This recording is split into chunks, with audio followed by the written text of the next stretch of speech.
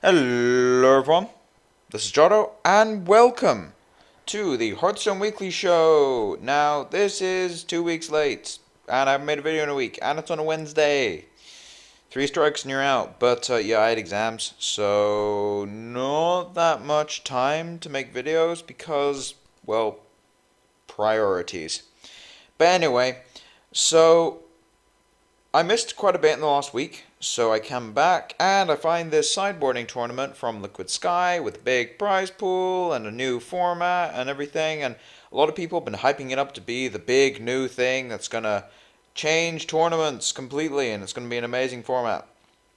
Now, as someone who has played sideboard tournaments a lot before and has decent amount of experience when it comes to running and playing in tournaments over multiple formats, I kind of want to give a overview on the upsides and downsides of sideboarding and what it entails and why I think some people are a little overreacting about how good this format is for the game.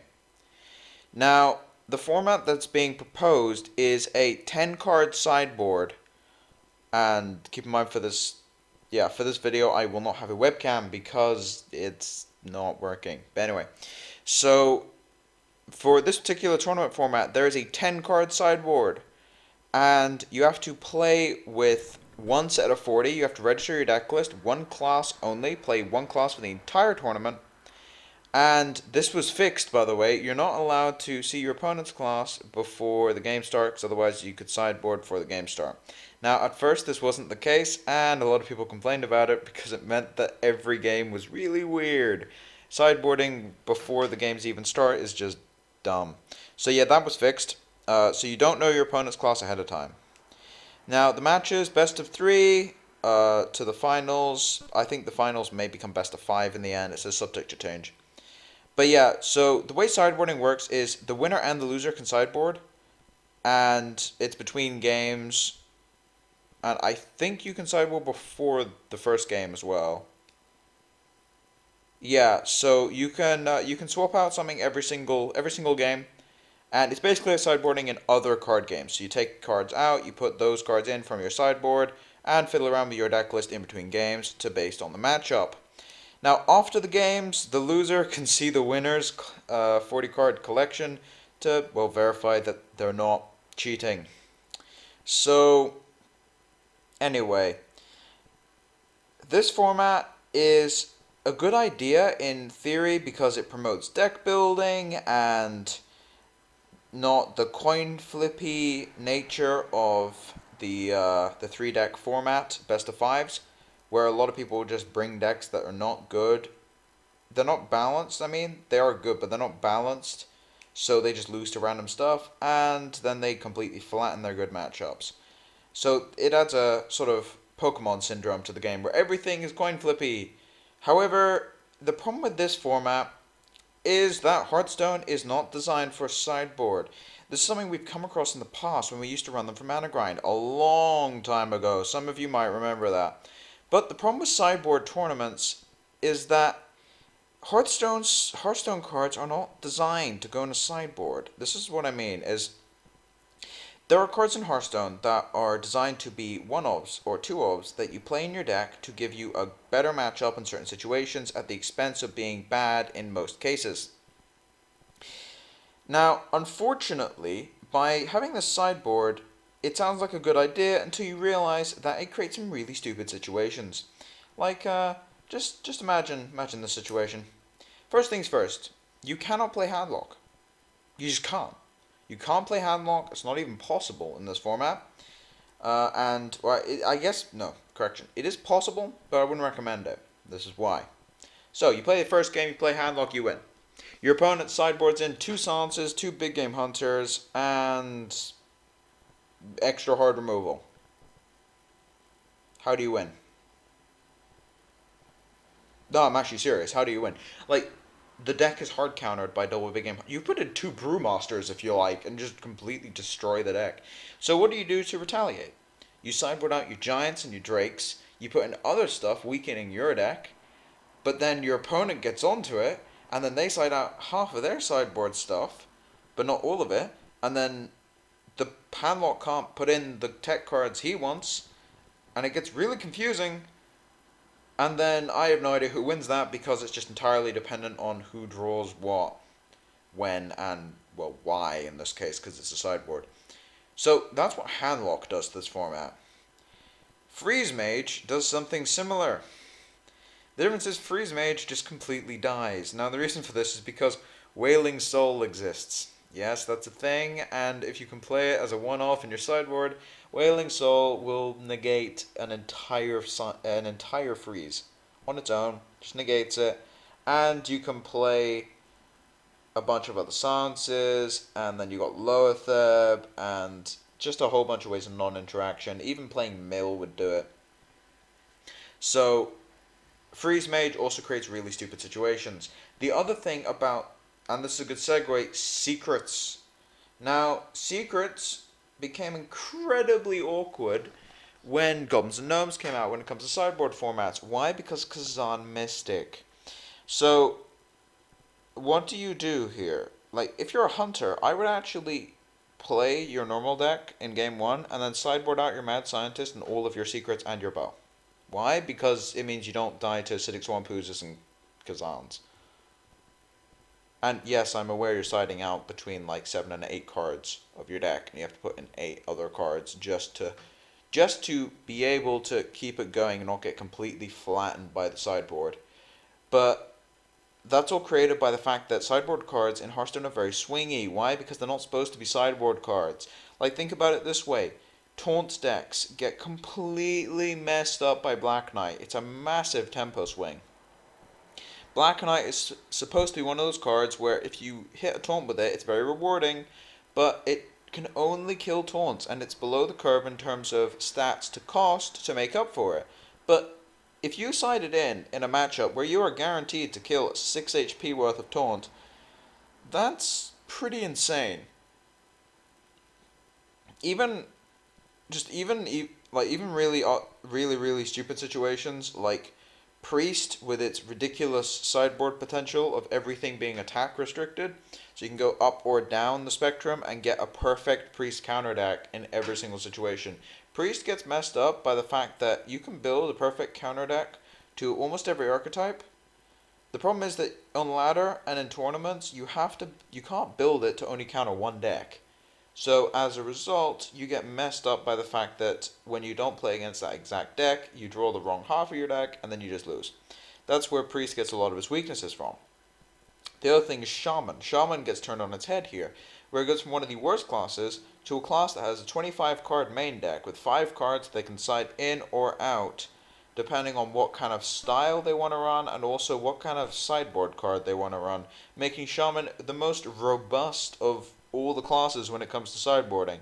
You just take out the weapons and you're golden. There's no crazy, like the only thing you can do is side in AoE.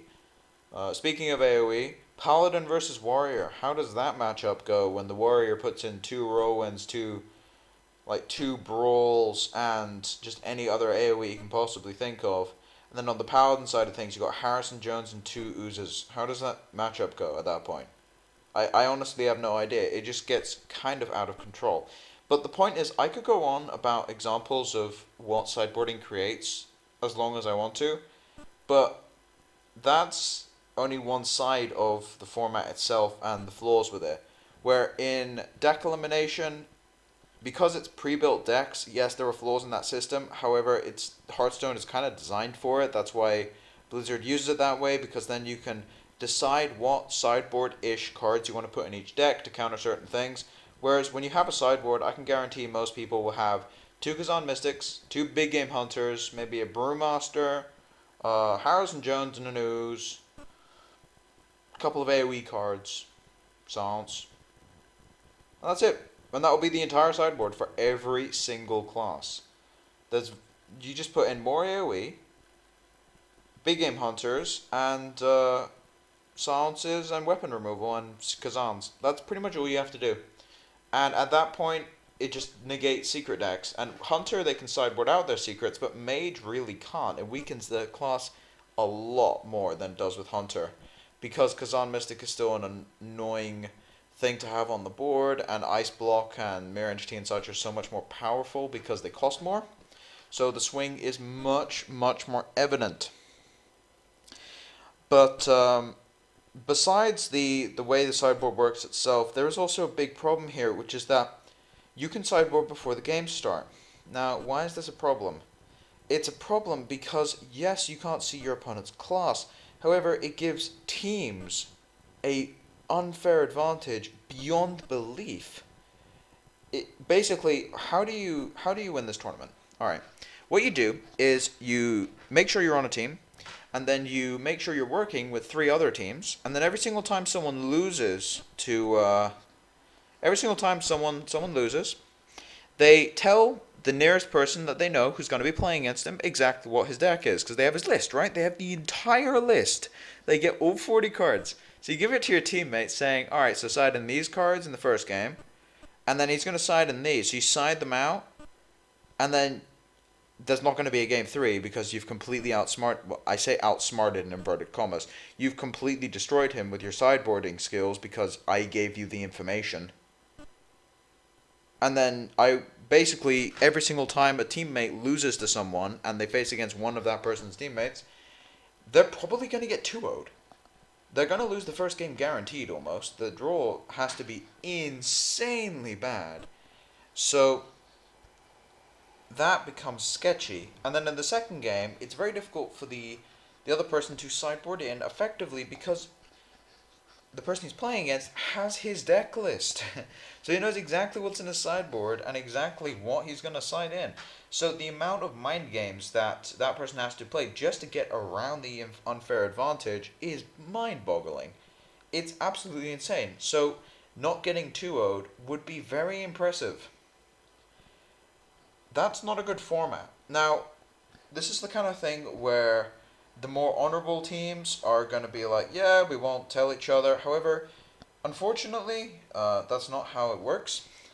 And people like winning when $400 are on the line. So it's going to happen. It just will. And there's going to be a lot of teams there. So if you're not on a team, then I'm sorry, you do have quite a big disadvantage when it comes to sideboard tournaments. It's just kind of how it works when the loser gets the deck list. So that's a weird way of putting it, especially considering the classes are hidden, so he has no idea what he's facing against going in, whereas you know every card in his deck. So that is a massive advantage. It would be an advantage in any situation, but the fact you can sideboard makes it even bigger. So that's another penalty of this particular format.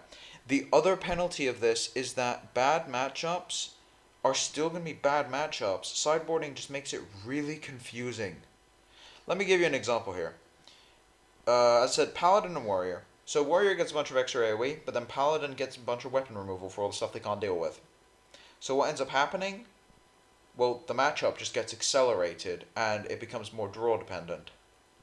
Is that what we really need in Hearthstone? For control matchups to become more draw dependent? I don't think so. And then on the other side of things, you've got things like Warrior versus Hunter. I don't care what the Warrior or what the Hunter can sideboard in. The Warrior is still going to be advantaged, considering he can bring in Kazan Mystics and his own weapon removal. So even if he loses his weapons, it's fine, because he has a bunch of life gain. Double anti-heal bot. How do you win as Hunter against double anti-heal bot on every deck? Like, think about it. You can't really win against double anti-heal bot with life gain classes already. You're just never going to break through. So it does create some absolutely polarizing situations where just things like Zoo, I think, is going to be one of the more stable ones, but it's quite difficult to win with Zoo when your opponent has 5 AoEs in their deck if they're playing Priest. Well, I say 5. 4 AoEs and then 2 Shadow Madnesses, 2 Cabals and Pains, and like, you can't break through that. It's just not going to happen. So how do you get around that? In all honesty, I have no idea. I think the classes that are going to do the best in this kind of format are the ones that can just flip between playstyles at will, and that's not Warlock for once. They can't. The overlap is almost non-existent between Zoo and Handlock. In fact, the only transfer that could be happening in terms of archetype switching would be from Handlock to Demon Lock, and even then it's a bit sketchy. Like, you have to use your entire sideboard to do that effectively, which means that you weaken your deck a lot. So I think Priest is going to be quite good because they can switch easily. Druid might be okay, but then the Black Knight is really kind of brutal there. Weapon classes get messed over. Secret classes get messed over. Like, rush decks are unplayable because of anti-heal bot. This is kind of silly. So what's going to end up happening in the most likely case is that it's going to be a bunch of control mirrors where whoever has the stronger sideboard wins. And I would actually say that Priest is probably the strongest one. And maybe Shaman, but then Shaman's bad against Priest no matter how you sideboard. So I think Priest is very, very strong. Druid will probably be around. Warrior will be significantly weaker. So what ends up happening, you end up with a really odd format that I'm not sure I really want to see, because tournament format has always been different from ladder format. However, it's never been so different that it's unrecognizable, and that's what this format is. It's just not recognizable as Hearthstone. It plays completely differently, and I think every time a set comes out, this gets worse. I mean, we had Loatheb, Wailing Soul and such, and Naxxramas, and now we've got, and even Spectral Knight. Yeah, good luck beating double Spec Knight as Rogue if you're playing a slow deck. But anyway, so there was a bunch of sideboard options that came out in Nax, and then in GVG there was Kazan Mystic. So good luck with that one. That just messes up all the secret classes on its own basically. So if I go over to the GVG sort of card list, just in neutrals at least. Scroll down. Just in the neutral section, we've just got a lot of things that really mess things up. Good luck playing Handlock with Clockwork Giant in the format, that's for sure. Then there's like Trogzor against spell decks, like Path of Sky Golem against control decks. Like those sound like more fair sideboarding options. Hemet Nessingwary may see play because of the way that works. But then there's Anti-Heal Bot, which is just annoying against aggro decks, and they can't break through it at all. You've got things like Jeeves against control decks, and you can sideboard them in whenever you like. That also sounds interesting. But then you've got the Goblin Sapper, again, the Handlock killer. Handlock really has no chance of winning in this format. It really doesn't. There's too many sideboard cards. Besides that, it's just the kind of thing where just Kazan Mystic and Sapper and Clockwork Giant and Anti-Heal Bot and such are too powerful as sideboard options. Why? Because they're supposed to punish you for playing those in your ladder deck by losing consistency against the matchups where those cards are not good. That's how sideboarding kind of works in Hearthstone. Which is the reason why, 1, 10 cards is too many, and 2, I just don't think this can work. I really don't. I want to see how this tournament works. I've got a feeling that anyone who's actually tested for this format is going to win, because it'll be completely different. So people who have actually tested for this format are going to breeze through it very easily. It's on North America, but it's only 40 cards. So I'm actually probably going to try this tournament out and just see how I do, because it's only 40 cards needed, so I can definitely do that. However, I won't have the cards necessary to run a proper deck on NA, but it's just an odd situation. It really is. And we'll have to see how this goes, but if it does become the standard, which I highly doubt, then some stuff is going to have to change, because Hearthstone doesn't really support this kind of format very well. But anyway, as far as other videos go for this week, I do a Versus series in the works right now, which is, it's fine. I've got Versus series in the works right now. I'm not sure when exactly that's going to be coming out. I'm just trying to get it out as soon as possible. And then probably, besides that, probably a deck tech at some point, which I may bring a teammate on for. No promises, but I may bring a teammate on for to do a deck tech, because I am several videos behind right now. But anyway, thank you all for watching my well, supposed to be an overview of sideboarding. It turned into more of a rant towards the end there. But yeah, thank you all for watching. If you like the content, please subscribe. If you have any feedback, put it in the comment section below. It's much appreciated. But as for now, it's just been Jotto, signing off.